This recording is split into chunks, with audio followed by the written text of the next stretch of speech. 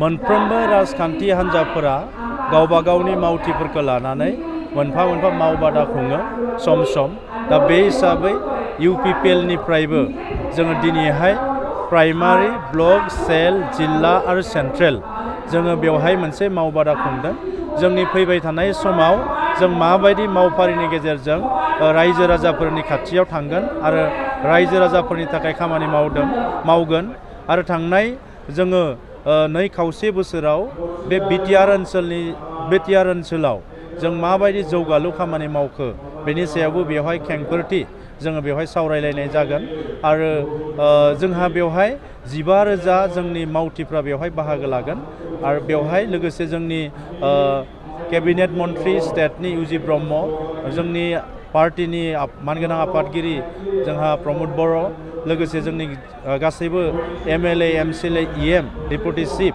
गासैबो जोंहा बे हाबाफारियाव बाहागो लागोन। फैबाय थानाय लोकसभा बिसायख'थिनि बिजाथि सायख'नायनि हाबाफारियाबो बेयावनो माबा मोनसे सावरायजागोन नामा?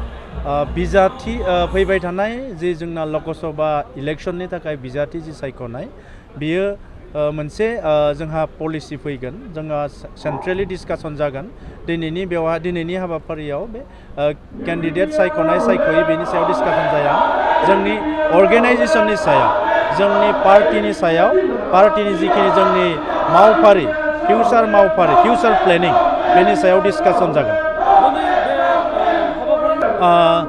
गोबां हाजार गुबुन हान्जानि मावथिफ्रा जइन जानायनि थाखाय थागथियारि जाना दङ किन्तु दिनै मावफारि बादानि थाखाय दिनै जयनिं हाबाफारिखौ लानाय जायाखै नोंथांमोना दिनैनि उनाव गुबुन राजखान्थि हान्जानि सुबुंफोर जयनिं जानाय UPPLखौ मोजां मोननानै जयनिं जानायखौ नोंथांमोना साननैसोनि गेजेरावनो नुनो मोनगोन। गोदानै सरजाबना लानाय 44 गामिनि जायफोरा सोद्रोमा दाबो जायाखै बिथांमोनखौ वेलकाम खालामनो जोंहा गोदानै जिहेतु सनितपुर बिश्वनाथनिफ्राय जिखिनि गामि जों दिनैहाय उदालगुरि जिल्ला हिसाबै जों सोसनजाबाय बै रायजो राजाफोरनिसिम आङो साबायखर बावदों आरो बिथांमोननि फारसे जोंनिफ्राय गोसो गोरबोनिफ्राय फोरमायनाय दिनैहाय प्रमद बर' बिथांनि दैदेननायाव जोंनि गेदेरथार मोनसे सिमां जोंनि गेदेरथार मोनसे मिजिं बे दिनै जाफुंनो हाबाय आरो दिनैनिफ्राय जोङो उननि समाव इयुनाव बे ओनसोलफोरखौ फारफ्रोमथिंनिफ्रायबो जौगाहोनाया बिटिआर सरकारनि दायित्व प्रमद बर' बिथांजों लोगोसे जोंनि साफ्रोमबो UPPLनि दैदेनगिरिफोरनि दायित्व दा बेखायनो आं रायजो राजाफोरनिसिम गोजोन फोरमायनायजों लोगोसे बयखौबो प्रमद बर' बिथांनि फारसे हामलायथि आरो अननाय फोरमायहोनो थाखाय आं खावलायबाय। এটি বিশেষ বিজ্ঞাপন বাজাজ বাইক ক্ৰয় কৰিব বিচৰা ইচ্ছুক গ্ৰাহকসকলৰ বাবে এটা ভাল খবৰ। কোকৰাঝাৰ চহৰত থকা ডাউহাৰু অটো এজেন্সিয়ে festival loan and exchange offer দি আছে।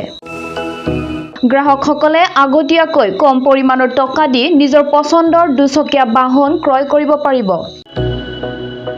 বাজাজ কোম্পানীৰ সকলো ধৰণৰ মডেল পোৱা যাব।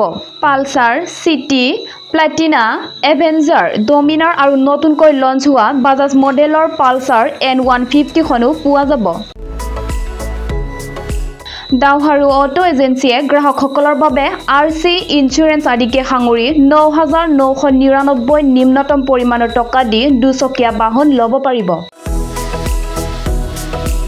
কোকৰাঝাৰ চহৰত থকা ডাউহাৰু অটো এজেন্সিৰ লগত শ্বৰুম কাৰিগাঁও ফেষ্টিভ আউটলেট আৰু দতমা ফেষ্টিভ আউটলেট আৰু ভটগাঁও ফেষ্টিভ আউটলেট ব্ৰাঞ্চ শ্বৰুমত আহি আপোনাৰ পছন্দৰ বাজাজ বাইক ল'ব পাৰিব।